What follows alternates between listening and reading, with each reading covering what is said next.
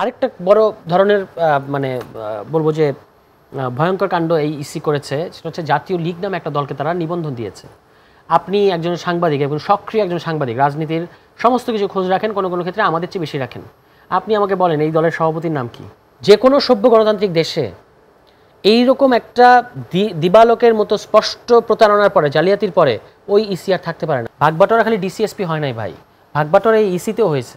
দুটো মূল ইস্যু, একটা হচ্ছে যে জুলাই সনদ কেন্দ্রিক। আমরা জুলাই সনদে স্বাক্ষর করতে পারি নাই এবং এখনও আমরা স্বাক্ষর করার জন্য খুবই করতে পারেননি না করেননি, আমাদেরকে এমন পরিস্থিতির মধ্যে ফেলে দেওয়া হয়েছে যে আমরা করতে পারি নাই। কারণ হচ্ছে যে আমরা বলেছিলাম যে জুলাই সনদ, যেটা ঐক্যমত্য কমিশনে সবাই পুরো জাতিকে সাক্ষী রেখে সবাই একমত হলো বাস্তবায়ন পদ্ধতির বিষয়ে।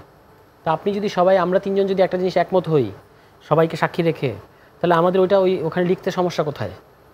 ওই সনদের মধ্যে লিখতে সমস্যা কোথায়? না লেখা থাকলে আমি সাইন করব কিসের ভরসায়? আমরা এই কথাটা বলেছিলাম যে বাস্তবায়ন আদেশ পরে দেবেন, ঠিক আছে, কিন্তু বাস্তবায়ন পদ্ধতি যেটা আমরা একমত হলাম সবাই, এটা লেখা থাকবে না কেন? এবং এটা আমরা কিন্তু বলেছি এটা সংশোধন করেন, সংশোধন করা মাত্রই আমরা এটা সাইন করবো, এটা আমরা বলেছি। কমিশন থেকে আমাদেরকে বলা হলো যে না, এটা সাইন এখন সংশোধনের সুযোগ নাই ইত্যাদি। পরবর্তীতে কিন্তু আমরা একটা অদ্ভুত ব্যাপার দেখতে পেলাম, যখন বিক্ষোভ করলো জুলাই যোদ্ধারা, ওখানে গিয়ে তাৎক্ষণিকভাবে আপনি 5 নম্বর পয়েন্ট অঙ্গীকারনামার তাৎক্ষণিকভাবে পরিবর্তন করলেন। কীভাবে পারলেন?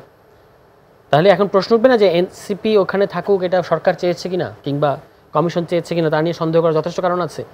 তবু আমরা একটা সহযোগিতার মনোভাব যেহেতু রাখতে চাই, এবং সেটা তো 17 তারিখে একটা বিষয় হয়ে গেল আজকে, হ্যাঁ, এরপরে সময় যেটা আছে, কিন্তু গতকালকে বিএনপি যাওয়ার পরে আজকেই আপনারা গেলেন, এটা কারণটা কি? না, আজকে তো আমরা জানি আজকে জামায়াতে ইসলাম গিয়েছে, আপনারা গিয়েছেন। সরকারই চেয়েছে। প্রধান, আপনি দেখবেন যে সরকার যখন কথা বলে তখন প্রধান 3টা দলের সাথেই ব্যাক টু ব্যাক কথা বলে, তাই না? এটা সরকারের চাওয়া ছিল। আমরা ওখানে গিয়ে আজকে যেটা বলেছি যে আমাদের স্ট্যান্ডটা, এটা আমরা আবার পরিষ্কার করেছি প্রধান উপদেষ্টার কাছে লিখিত বক্তব্যে, যে জুলাই সনদের বাস্তবায়ন আদেশ, এটা মানে গণভোট তো আপনি করবেন কিভাবে? গণভোট তো সংবিধানের ভেতরে নাই এখন না। তাহলে গণভোট করতে হলে আপনাকে আরেকটা আইনি ফ্রেমওয়ার্ক তৈরি করতে হবে। সেই আইনি ফ্রেমওয়ার্কটাই হচ্ছে জুলাই সনদ বাস্তবায়ন আদেশ। এই জুলাই সনদ বাস্তবায়ন আদেশটা আসলে ডক্টর মোহাম্মদ ইউনূস প্রধান উপদেষ্টা তিনি জারি করবেন গণ অভ্যুত্থানের ম্যান্ডেট এবং জনগণের সার্বভৌম অভিপ্রায়ের জায়গা থেকে। এটা আমরা চাই না যে ওই ফ্যাসিস্টদের যে রেসিডিউ প্রেসিডেন্ট তিনি করবেন, সেটা আমরা চাই না। এটা একটা। আর আমরা বাস্তবায়ন যে আদেশের যে টেক্সট, রূপরেখা যেটা দেওয়া হচ্ছে না, কিন্তু এটি কি প্রধান উপদেষ্টা করার কোনো রাইটস আছে? কারণ যেখানে রাষ্ট্রপতি হচ্ছে সর্বময় ক্ষমতার অধিকারী, প্রধান উপদেষ্টারই করার রাইট আছে। প্রধান উপদেষ্টা কে? প্রধান উপদেষ্টা হচ্ছেন প্রধান নির্বাহী রাষ্ট্র, প্রধান নির্বাহী হেড অফ দ্য গভর্নমেন্ট। বাংলাদেশে যখন এটা তো একটা আদেশ, অর্ডার, বাংলাদেশে আপনি দেখবেন অর্ডার জারি করা, সে তো সরকারের প্রধান। হ্যাঁ হ্যাঁ, রাষ্ট্রের প্রধান তো সেনা না। আপনার তো এখন মানে রাষ্ট্রটা হচ্ছে প্রধানমন্ত্রী শাসিত, প্রধান উপদেষ্টা তো প্রধানমন্ত্রী। এটা কিন্তু বিএনপির স্থায়ী কমিটির সদস্য যখন কমিশনে তর্ক করেছেন তখনও বারবার এই কথাটা বলেছেন যে প্রধান উপদেষ্টাই তো প্রধানমন্ত্রী।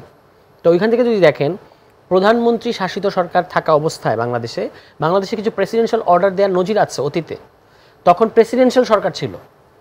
কিন্তু এখন প্রধানমন্ত্রী শাসিত সরকার ব্যবস্থা থাকা অবস্থায় প্রেসিডেন্ট অর্ডার জারি করেছেন, এটার কোনো সাংবিধানিক স্কোপ নাই, ফলে প্রধান উপদেষ্টাকে দিতে হবে। অন টপ অফ দ্যাট, প্রধান উপদেষ্টা তো জাতীয় জুলাই ঘোষণাপত্র জারি করেছেন না 5 আগস্ট। ওটা করেছেন কিসের ভিত্তিতে, কোন লিগ্যাল গ্রাউন্ডে? লিগ্যাল গ্রাউন্ড একটাই, যেটা আদালত বলেছেন ওই 106 কেন্দ্রিক বিতর্কে, যে এই সরকার জনগণের ইচ্ছা ও অভিপ্রায় দ্বারা গঠিত একটা সরকার।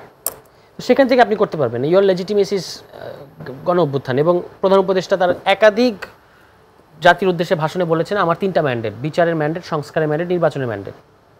তাহলে তো আর তার তো ম্যান্ডেট আছে, এবং এটা নিয়ে তো আমরা কেউ আপত্তি করি নাই, রাজনৈতিক দল আপত্তি করে নাই, জনগণ আপত্তি করে নাই। রাজনৈতিক দল আপত্তি করে নাই মানে হচ্ছে রাজনৈতিক দলের সাথে জনগণ সংশ্লিষ্ট।